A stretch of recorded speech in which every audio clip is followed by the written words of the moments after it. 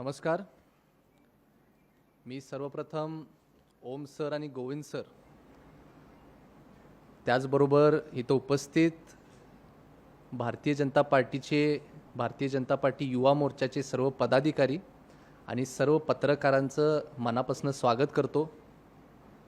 24 February 2026 रोजी माझी Bharatiya Janata party Yuva Morcha प्रदेश अध्यक्षपदी निवड ही सन्माननीय मुख्यमंत्री देवेंद्र फडणवीस साहेब, त्याचबरोबर सन्माननीय प्रदेश अध्यक्ष रवींद्र चव्हाण साहेब यांनी केल्याबद्दल मी त्यांचे खरंच मनापासून आभार मानतो. माझी निवड झाल्यापासून मी पहिल्यांदाच पत्रकारांबरोबर संवाद साधतोय आणि आज सांगत असताना अतिशय अभिमान वाटतो की मागच्या 1 ते 1.5 महिन्याचा जो कार्यकाल राहिलेला आहे, हे पदभार स्वीकारल्यापासून हा संपूर्ण कार्यकाल अतिशय मोलाचा आणि फार प्रेमळ कार्यकाल राहिला असं मी म्हणेन. कारण हा पक्ष त्यांच्या पदाधिकाऱ्यांना, त्यांच्या लोकांना एका परिवारासारखा जपतो, परिवारासारखी वागणूक देतो आणि माझा अनुभव त्यांच्याबरोबर अतिशय चांगला राहिलेला आहे. मी सर्वप्रथम हे सांगीन की पदभार स्वीकारल्यानंतर पहिल्या 2 आठवड्यातच मी सर्व राज्यातले सन्माननीय मंत्री महोदय, आमदार महोदय, केंद्रामधले सर्व मंत्री महोदय आणि त्याचबरोबर दिल्ली विद्यापीठात जाऊन वेगवेगळ्या विद्यार्थी आघाड्यांना आमंत्रण देऊन, वेगवेगळ्या राज्यातल्या विद्यार्थी आघाड्यांना आमंत्रण देऊन श्री स्वामी विवेकानंदजींच्या स्मारकाला नतमस्तक होऊन सुद्धा आलो. आणि एकंदरीत मला त्या भेटीनंतर जाणवलं की युवा मोर्चाच्या माध्यमातून आपल्याला युवा पिढी जोडण्यासाठी ही फार मोठी संधी आहे. आणि आजचा प्रेस कॉन्फरन्स हा विशेषतः महाराष्ट्र दौऱ्याबद्दल आहे. मला सर्वप्रथम आपल्याला सांगायचं आहे की माझ्या संपूर्ण टीमनी, भारतीय जनता पार्टीच्या सर्व पदाधिकाऱ्यांनी, युवा मोर्चाच्या सर्व पदाधिकाऱ्यांनी अतिशय मेहनत ग्राउंडवरती घेऊन या संपूर्ण महाराष्ट्र दौऱ्याची रचना केलेली आहे. त्याबद्दल मी त्यांचे सर्वात प्रथम आभार मानतो.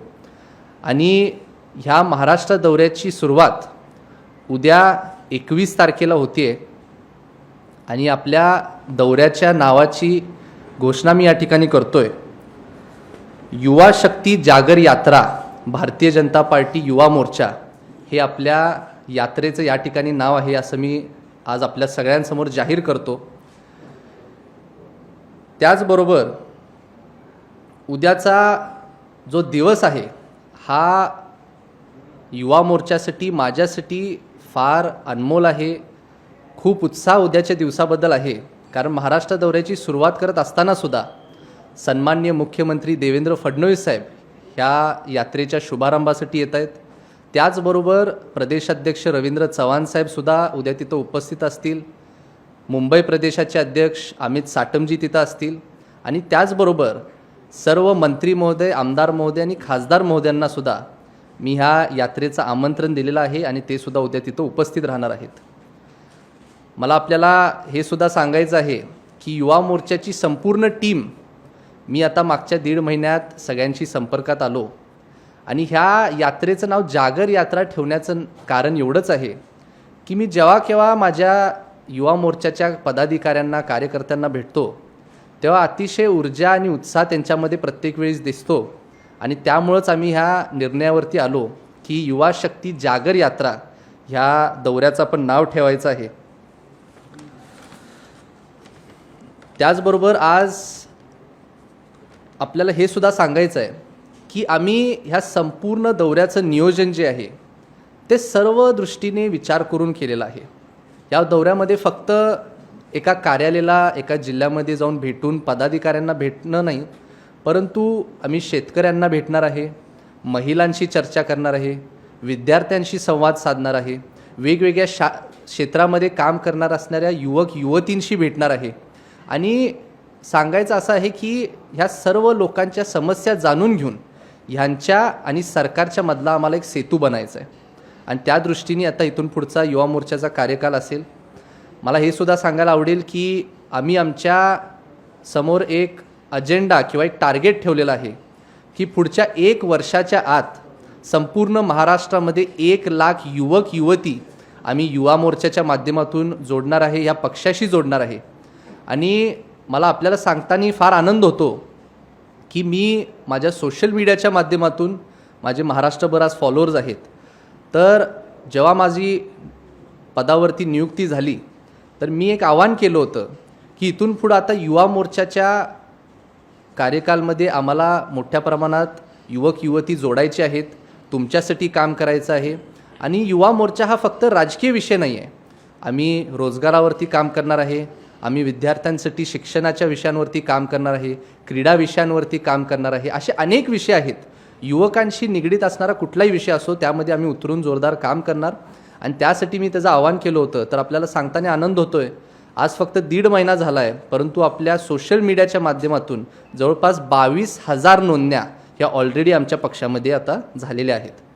आणि तसंच ग्राउंडवरती आमचे सर्व पदाधिकारी जे मेहनत घेतात ते सगळं ॲडेड बोनस त्याच्यावरती आहे. त्याचबरोबर प्रधानमंत्री मोदीजींचं 2047चं जे विकसित भारतचं स्वप्न आहे त्यामध्ये युवा मोर्चा कशा पद्धतीने योगदान देऊ शकेल ह्या दृष्टीने सुद्धा आम्ही विचार करतोय. सन्माननीय मुख्यमंत्री देवेंद्र फडणवीस साहेबांच्या माध्यमातून आज महाराष्ट्रामध्ये खूप गतीने विकास होताना आपल्याला दिसतोय.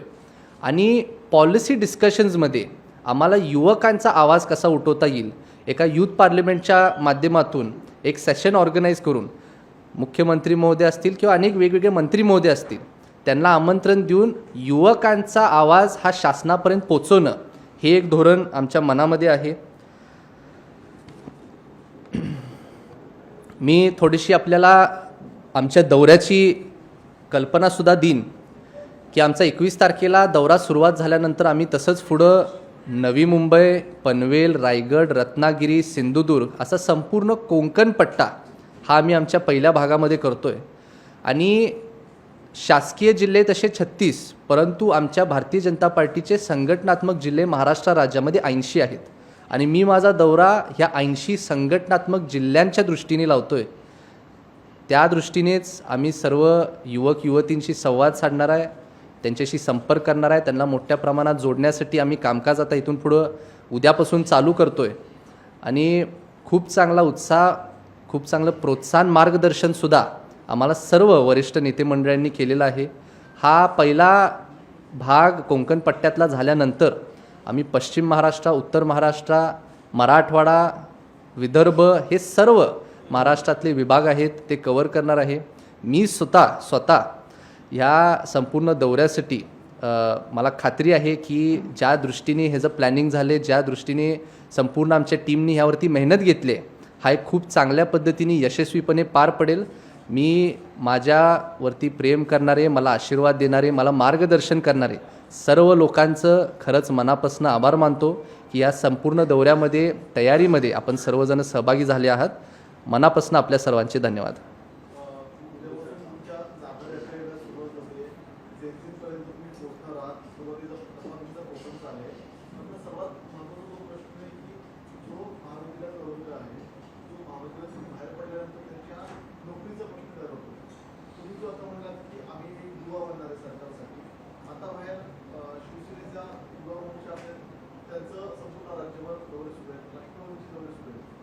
भाजपचा युवा मोर्चा हा तरुणांना सरकारमार्फत नोकरी मिळवून देणार का, हा सर्वात मोठा तुमचा समोरचा गोल असणार आहे.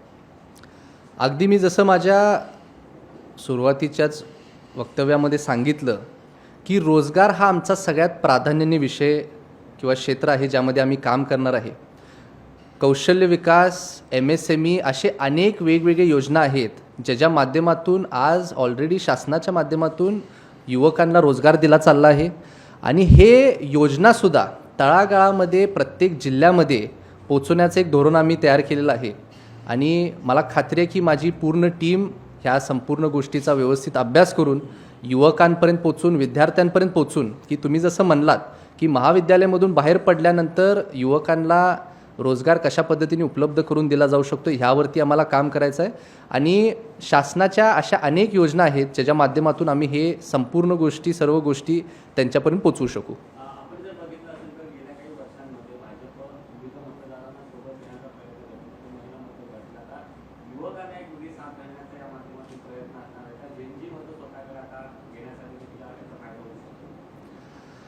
अगदी जनरेशन झी हा आमचा प्राईम फोकस आहे.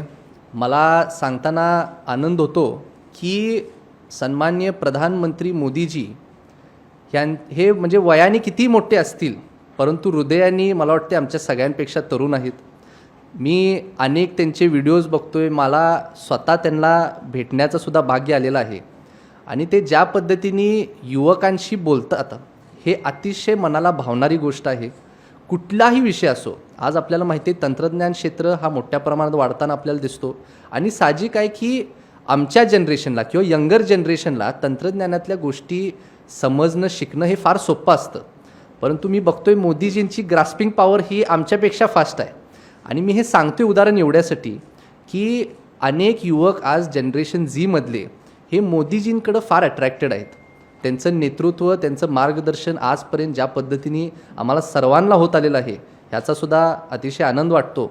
आणि तुम्ही म्हणला ते अगदी खरं आहे की आम्हाला राजकीय विषय घेत असे अनेक वेगवेगळे विषय, मी जर सांगितलं की रोजगारबरोबर शैक्षणिक विषय आहेत, क्रीडा विषय आहेत, वेगवेगळ्या पर्यटन स्थळांवरती जाऊन कॉन्टेंट क्रिएटर्सला भेटणं असेल, सोशल मीडिया फॉलोअर्सला भेटणं असेल, अशा सर्व दृष्टीने आम्ही हे सगळं करतोय. त्यामुळे मला खात्री आहे की येणाऱ्या ह्या वर्षभरामध्ये आमचा जो इयरली कॅलेंडरसुद्धा प्लॅन्ड आहे त्यामध्ये आम्ही अशा अनेक ॲडव्हेंचरस ॲक्टिव्हिटीजसुद्धा घेतलेल्या आहेत ज्या माध्यमातून लोकांपर्यंत हे कळेल की युवा मोर्चा हा किती डायव्हर्सिफाईड आहे. आम्ही फक्त राजकारण नाही, आम्ही सगळ्या विषयांमध्ये काम करण्याची आम्हाला संधी आमच्या वरिष्ठांनी दिलेली आहे आणि त्याचा पुरेपूर वापर आम्ही करून घेऊ. पहिला टप्पा कसा असणार आहे? कोकण असेल तर कोकणाचा किती दिवसाचा तुमचा टप्पा असेल, पश्चिम महाराष्ट्र कसा असेल आणि एकूण संपूर्ण दौरा किती दिवसांचा? आमचा आता 21 तारखेला सुरुवात होऊन आमचा पहिला विभाग हा सिंधुदुर्गमध्ये म्हणजे 27 तारखेपर्यंत 21 ते 27मध्ये आम्ही मुंबई, नवी मुंबई, पनवेल, रायगड, रत्नागिरी आणि सिंधुदुर्ग, आणि मी जसं सांगितलं की हे 3 जिल्हे नाही, आमच्या भारतीय जनता पार्टीच्या दृष्टीने हे 6 जिल्हे आहेत कारण त्याचे संघटनात्मक जिल्ह्यामध्ये त्याची विभागणी होते. तर आम्ही 21 तारखेपासून 27 तारखेपर्यंत हा आमचा पहिला कोकण पट्टा आणि त्यामध्ये आमचे 6 संघटनात्मक जिल्हे किंवा 3 शासकीय जिल्हे आम्ही कव्हर करतो. संवाद मालिक हे सोशल मीडियावर ऍक्टिव्ह असणारे गेल्या काही दिवसांपासून बांधणी करताना पाहायला मिळतात. दुसरीकडे काल एक तुमचा एक व्हिडिओ पुन्हा एकदा फॅमिलीचा पाहायला मिळतो की यात्रा सुरू होते आणि या यात्रेमध्ये नक्कीच घरातल्यानं कोणाला मिस करणार. काय नेमकं आहे त्यातून पुन्हा संदेश देण्याचा? आपण सर्वांनीच कदाचित बघितलं असाल की माझे आता 3 दिवसापूर्वीच 8 लाख फॉलोअर्स हे यूट्यूबवरती कंप्लीट झाले. माझे इंस्टाग्रामवरती 6.5 लाख फॉलोअर्स आहेत आणि माझ्यावरती मला प्रेम देणारे, आशीर्वाद देणारे खूप मोठा महिला वर्ग, युवा वर्ग माझ्याबरोबर आहे आणि त्यांना सर्वांनाच आमच्या फॅमिलीचं बॉन्ड किंवा मी आजपर्यंत जे काय कॉन्टेंट क्रिएशनच्या दृष्टीने करतो आहे ह्यामध्ये परिवाराने एकत्र कसं राहिलं पाहिजे, परिवारामधला बॉन्ड कसा असला पाहिजे, प्रेम कसं असलं पाहिजे, भावांमध्ये आपण कसं एकमेकांबरोबर राहायला पाहिजे, ह्या सर्व दृष्टीने मी नेहमी म्हणजे फॅमिली म्हणजे आपण म्हणतो ना कुटुंब व्यवस्था हे प्रमोट करण्याचा मी नेहमी आजपर्यंत प्रयत्न करत आलो आणि त्यामुळं मी असे व्हिडिओज माझ्या परिवाराबद्दल वारंवार दाखवत असतो. यातून मला सांगताना आनंद आहे की अनेक लोकांवरती किंवा परिवारांवरती खूप चांगल्यापणे सकारात्मकपणे प्रभाव त्यांचा ह्या व्हिडिओजचा झालेला आहे. असे अनेक किस्से आहेत, मी तुम्हाला कधी निवांत एकदा भेटल्यावरती सांगेन, परंतु फॅमिली थ्रू आपण सगळ्या गोष्टी कशा पद्धतीने केले पाहिजे ह्याचा एक संदेश देण्यासाठी तो व्हिडिओ बाहेर पडला होता. तुम्ही सोशल मीडियावर फार ऍक्टिव्ह असतात, तुमचे फॉलोअर जास्त असतात. आता पक्षवाढीसाठी या सोशल मीडियाचा तुम्ही कसा वापर करणार? कारण पंतप्रधान नरेंद्र मोदी म्हणतात की सगळ्यांनी सोशल मीडियावर ऍक्टिव्ह असायला हवं. तर आता तुम्ही वापर. सोशल मीडिया हा एक फार मोठा माध्यम आता आमच्या जनरेशनला पूर्ण मिळालेला आहे. आपण बघतो की आपल्याला कुठलंही आपण कार्य करत असो, कुठलीही आता बातमी असो, तर आमचं खास करून आमची पिढी जी आहे हे संपूर्ण नॉलेज किंवा सर्वच गोष्टी हे आम्ही सोशल मीडियाच्या माध्यमातून आता ग्रास्प केली जाते. तर तसंच सोशल मीडिया ऑलरेडी माझं स्ट्रॉंग आहे. बरेच फॉलोअर्स मला महाराष्ट्र राज्यामधून मोठ्या प्रमाणात आहे. मी जसं तुम्हाला सांगितलं की जे 22,000 रजिस्ट्रेशन आत्ता 1.5 महिन्यामध्ये फक्त झालेले आहेत, यामध्ये महाराष्ट्रातल्या प्रत्येक जिल्ह्यातून फॉलोअर्स आहेत. फक्त महाराष्ट्र नाही, इतर राज्यातून सुद्धा त्यामध्ये फॉलोअर्स आहेत. त्यामुळे एकंदरीत सोशल मीडियाचा वापर त्यांना चांगले संदेश द्यासाठी करीन. आजपर्यंत मी हे सुद्धा सांगत आलेलो आहे की सोशल मीडिया वरदान की श्राप हा तर एक खूप मोठा डिबेट चालू आहे, परंतु मी असा विचार आहे, माझा असा विचार आहे की सोशल मीडियाचा चांगल्या पद्धतीनेच वापर झाला पाहिजे. सोशल मीडियाचा युवकांपर्यंत चांगल्या पद्धतीने संदेश कसा देता येईल ह्या गोष्टीसाठीच वापर झाला पाहिजे. प्रभावी संवाद व्हावा यासाठी पंतप्रधान नरेंद्र मोदींनी मन की बात सारखा कार्यक्रम आणला. त्याच्यानंतर चाय पे चर्चा असा उपक्रम आणला. तसे तुम्हाला काही नवीन सजेशन आले आहेत किंवा तुमच्याकडे अशा कल्पना आहेत की ज्याच्यावर एक प्रभावी संवाद युवकांना. आता सर्व गोष्टी आज उघड करत नाही, परंतु तुम्हाला सोशल मीडियाच्या माध्यमातून किंवा तुम्हाला वैयक्तिकसुद्धा आम्ही जेव्हा जेव्हा भेटी घेणार आहे आणि त्यामध्ये आम्ही काय असं वेगळ्या पद्धतीने रचलं आहे हे मला आपल्याला त्या दौऱ्यामध्ये व्हिडिओजच्या माध्यमातून फोटोजच्या माध्यमातून मी आपल्यापर्यंत पोहोचवेन. धन्यवाद.